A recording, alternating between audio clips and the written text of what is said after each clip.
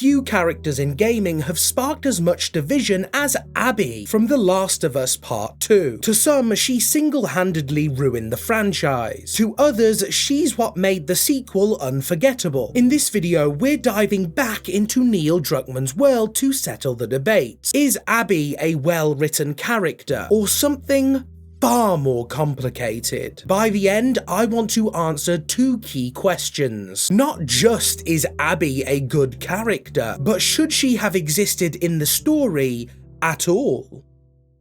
Abby is a woman in her early 20s, physically imposing, emotionally hardened, and hell-bent on revenge. We're thrust into her perspective early and often, long before we understand her motivations. As the hours pass, we learn the truth. Abby is the daughter of the Firefly surgeon Joel killed at the end of The Last of Us Part 1, the man who was about to operate on Ellie in the hopes of extracting a cure. Joel's decision to save Ellie cost Abby everything, and now she wants him to pay. But this is where Abby's character hits its first major flaw. She falls into the trope of the would-be destroyer of worlds, a previously minor or non-existent figure suddenly thrust into the spotlight, with enough narrative weight to destroy everything. In this case, that destruction comes in the form of brutally murdering Joel in front of Ellie, an act that shattered player expectations and set the fanbase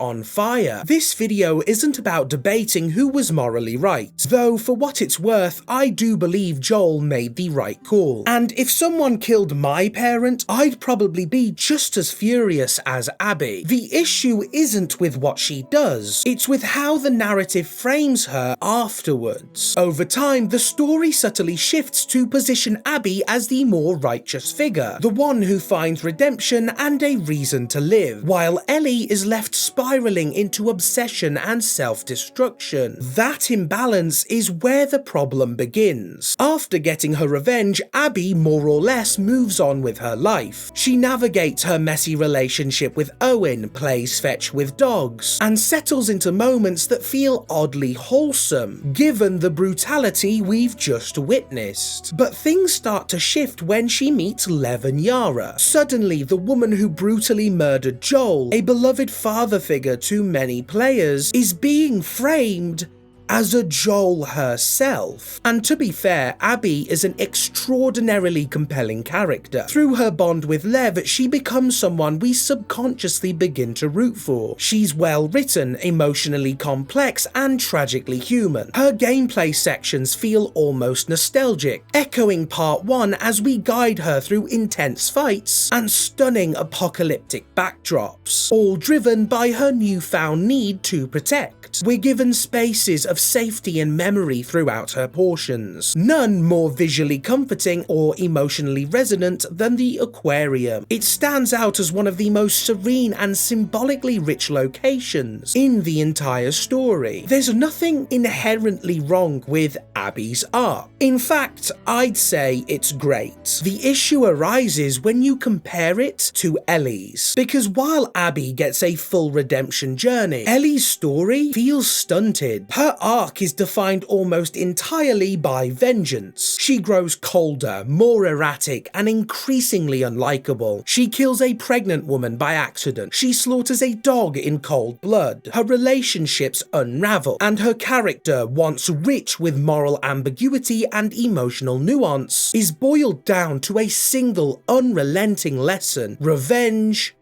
is bad. And yes, this all technically tracks with Ellie's personality. She's always been defiant and impulsive, but the way it's portrayed often feels simplistic, even immature, especially when compared to Abby's deeply humanized transformation. This lopsided dynamic is why I call Abby a terrible masterpiece. Her arc is powerful and genuinely meaningful, but it comes at the cost of Ellie, and it comes at the cost of Joel, and it leaves us asking a simple question: why should we care about Abby in the first place? The answer, of course, is Lev. The writers knew Abby on her own wouldn't be enough to win people over, so they tethered her redemption to a child. Lev isn't just a character, he's Abby's moral anchor. His innocence makes her sympathetic. His presence justifies her humanity. He even saves Dina's life only to be later threatened by Ellie herself. It's a calculated move, one that tips the moral scale in Abby's favour, because the writers knew that if the final showdown had been a player choice, most would have picked Ellie without hesitation, so instead they removed that choice. They made killing Abby indistinguishable from killing a child's protector, a mere straw man dilemma designed to shield her from the backlash the story knew she'd face. On top of introducing Lev, the game flips the script to position Abby as the underdog. She becomes the one battling ruthless factions, facing exile, being judged unfairly, and cast out as an outsider. Sound familiar? It should. Those are the very same struggles Joel and Ellie faced in Part 1, fighting brutal, almost inhuman enemies, while trying to protect someone vulnerable and innocent. Abby isn't just getting a redemption arc, she's being recast in their narrative mold. And who better to embody the role of the relentless, brutal pursuer than Ellie herself? One by one, she hunts down your friends, and chases you across the map with ruthless determination. It's a literal script flip. Ellie becomes the kind of monstrous force she once fought against. If all of this is true, then why do so many people hate Abby? I mean, I've essentially been arguing that she's Joel 2.0, and Lev is Ellie from Part 1. So what's the issue? Well, it's simple. The story was never supposed to be about Abby. She practically spawns in from nowhere, suddenly given immense narrative weight and emotional power. And it's genuinely jarring. Her introduction isn't neutral, it's designed to make you despise her. She doesn't just kill Joel, she tortures him. So naturally, the first two questions players have is, who the hell is Abby and why am I playing as her? She's not a continuation of Part 1, yet the game treats her as if she's always been essential. As if this one Firefly surgeon, whose name most players didn't even know, was somehow the cornerstone of the entire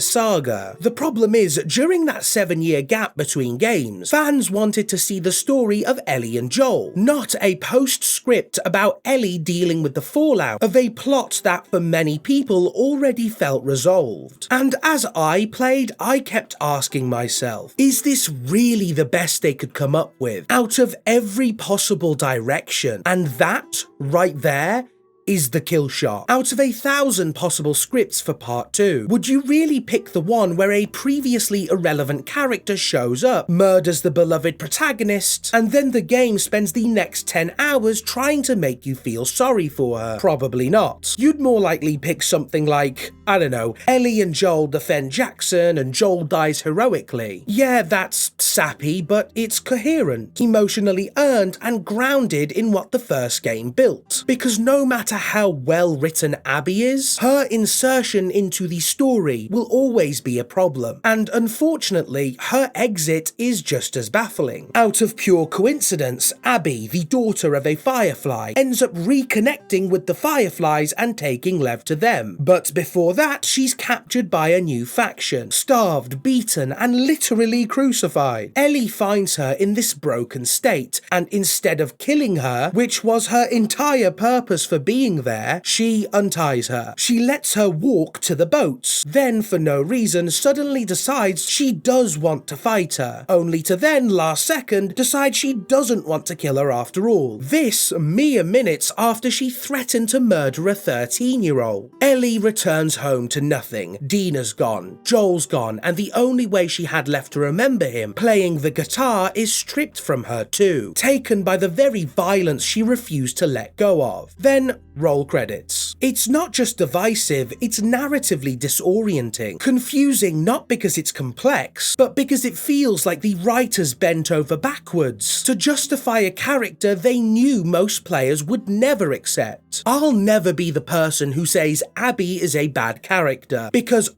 Objectively, she's not. Her arc has everything a strong character needs: a clear motivation, meaningful challenges, emotional development, and a payoff that, for those who connect with her, is genuinely impactful. She's compelling, well acted, and narratively consistent. But, and this is crucial, how a character is introduced matters just as much as what they do. And to me, Abby never felt like a character anyone was asking for. Most players weren't sitting around wondering about the Firefly Surgeon or craving justice for him. That storyline felt resolved, tied up neatly, ready for a new chapter with Joel and Ellie. So even though Abby ticks all the narrative boxes, and I'll say this openly, I do like her, the reason for her existence feels thin. She enters the story at the cost of the two characters fans deeply loved, and that trade-off left a sour taste that her arc alone couldn't wash away. In the end, the only real way to salvage this narrative would have been to give the player a choice: kill Abby or let her go. Not because the story needs multiple endings, but because letting us decide would have made the emotional weight feel earned, no matter which side of the debate you landed on. Regardless of where you stand on the Abby debate,